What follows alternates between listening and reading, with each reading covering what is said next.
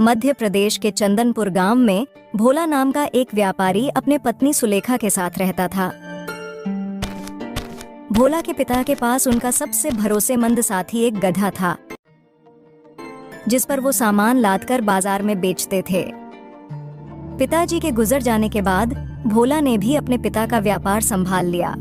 वह रोज अपने गधे पर गेहूं, चावल और अन्य सामान लादकर बाजार जाता और बेचकर वापस आता था।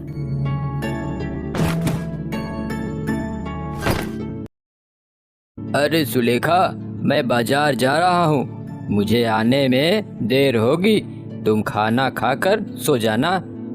ठीक है जी, लेकिन थोड़ा जल्दी आइएगा, वरना मेरी चिंता बढ़ जाती है।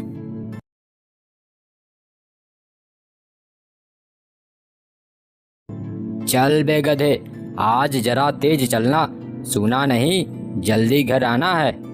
जी हुजूर, मैंने कब देरी की है जो आज करेंगे। फिर भोला और उसका गधा बाजार की ओर चल दिए। भोला का गधा पूरे बाजार की गधों में सबसे ज्यादा सामान उठाने के लिए मशहूर था। बाजार पहुंचने पर भोला का दोस्त घनश्याम उसे देखता है।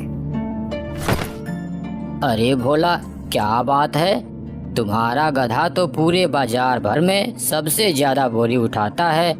एक काम करो, ये गधा तुम मुझसे बेच दो। अरे नहीं घनश्याम, ये गधा मेरे पिताजी की आखिरी निशानी है, इसे मैं किसी भी कीमत पर नहीं बेच सकता। लेकिन घनश्याम, तुम्हारा गधा तो कद काठी में मेरे गधे से भी बड़ा दिखता है, फिर ये काम क्यों नहीं करता।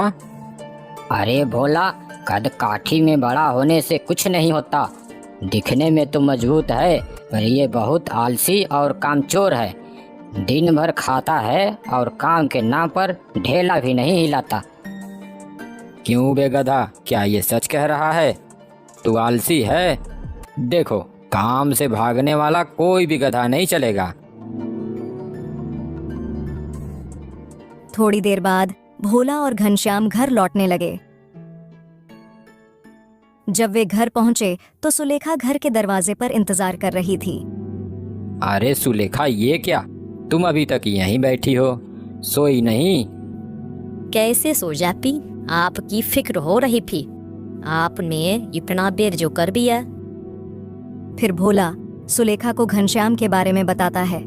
सुलेखा, ये मेरा दोस्त घनश्याम है, पास के ही गांव से आता है और मेरे साथ बाजार में व्यापारी का काम करता है।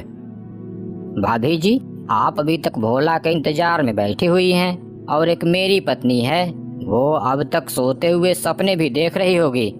मेरी बीवी तो एकदम बेफिक्र रहती है। अरे उसकी ये तो भैंस चढ़ में गई है क्या?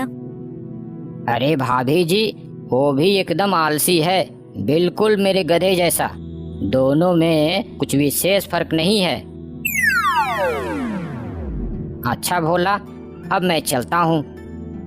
थोड़ी देर बातचीत के बाद घनश्याम अपने गधे को लेकर घर लौट जाता है। अगली सुबह वह फिर से अपने गधे पर बोरियां लादने लगता है।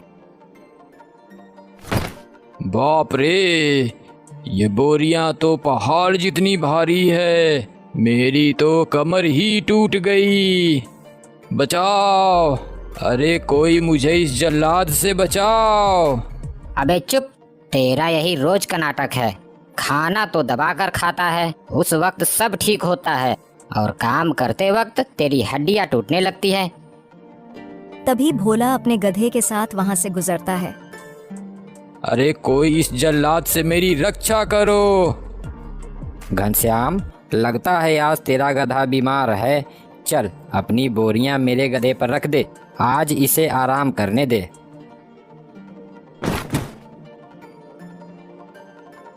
मुझे मूर्ख समझा है बच्चू, शरीर से गधा हूँ, दिमाग से नहीं। भोला ने घनश्याम की बोरियां अपने गधे पर लाद लीं और दोनों बाजार की ओर चल दिए। शाम को लौटते वक्त दोनों गधों की बातें करते हुए लौट रहे थे। तू नहीं जानता भोला, मेरा गधा बीमार उमार कुछ नहीं है, इसका रोज का यही नाटक है। वह बहुत ही आलसी है, इसी वजह से हमें सामान सस्ते दामों पर नजदीक के बाजारों में ही बेचना पड़ता है। ओहो, तो ऐसी बात है। फिर देखो कल इस कामचोर गधे को हम कैसे सबक सिखाते हैं। फिर दोनों अपने अपने घर जाते हैं। अगले दिन घनश्याम ने फिर से अपने गधे पर बोरियां लादनी शुरू की और गधा फिर से चिल्लाने लगा, अरे मर गया रे, कोई बचाओ मुझे, मेरी हड्डियां टूट गई। तभी भोला फिर वहां से गुजर रहा होता है और वह हंसते हुए कहता है, अरे रहने दे घनश्याम, आज भी इसे बाजार नहीं ले जाएंगे। इसे आज भी यहीं आराम करने दे और इसकी पीठ पर लदी बोरियों को भी नहीं उतारना। आज इसे ऐसे ही छोड़ दे। सुन रहा है ना, आज तुझे इन्हीं बोरियों के साथ आराम मिलेगा। अरे नहीं नहीं, ऐसा मत करो, मैं मर जाऊंगा। अब से जैसा कहोगे मैं वैसा ही करूंगा। आज तो तुझे आराम ही करना होगा।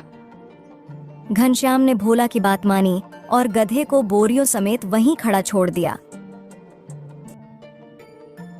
गधे ने थोड़ी देर इधर उधर देखा, लेकिन जब किसी ने बोरियां हटाने की कोशिश नहीं की तो उसे समझ में आ गया कि अब कोई उसकी मदद नहीं करेगा। धीरे धीरे वह बोरियों को लेकर चलने लगा।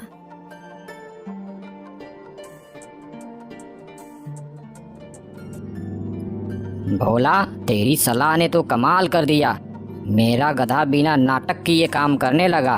वो देख कैसे चुपचाप बोरी लिए इधर ही आ रहा है। देखा, कभी कभी आलसियों को झूठी सहानुभूति नहीं बल्कि सख्त सबक चाहिए। अब से यह रोज की तरह नाटक नहीं करेगा।